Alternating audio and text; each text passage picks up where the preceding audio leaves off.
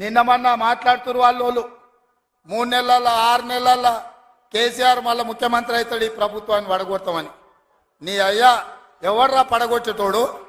పడగొడతారా? ఎవడు కొట్టేది? నేను అడుగుతున్నా, వేలాది మంది మా యువకులు ఇక్కడ ఉన్నారు, మీరందరూ చూసుకుంటే ఊరుకుంటారా? పడగొడితే ఊర్లలోకి రాణిస్తారా? ఊర్లలో ఎవడన్నా ఈ ప్రభుత్వాన్ని పడగొట్టాలన్న ఆలోచన చేస్తే మీ ఊర్లో యాప చెట్టుకు కోదండం వేసి కొట్టండి, లాగుల తొండలు ఇడవండి. ఇది ప్రజలు ఎన్నుకున్న ప్రభుత్వం, ప్రజలు ఆశీర్వదించిన ప్రభుత్వం, ప్రజల కోసం పనిచేస్తున్న ప్రభుత్వం.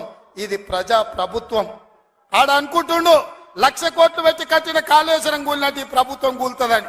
నీ అయ్యా నువ్వు దోపిడీకి పాల్పడ్డావు కాబట్టి ఆ కాళేశ్వరం గాలి వస్తే కొట్టుకుపోయింది. ఈ ప్రభుత్వం గాలి కాదు కదా, నీ ఖాందాన్ మొత్తం వచ్చినా బోర్ల బొక్కలు పండబెట్టి తొక్కుతాం. ఎవడని ప్రభుత్వం పడుతుందనో 6 నెలలకో 3 నెలలకో కేసీఆర్ ముఖ్యమంత్రి అవుతాడని చెప్పిండంటే మూతి పండ్లు రాలుతాయని నేను చెప్పదలుచుకున్నా.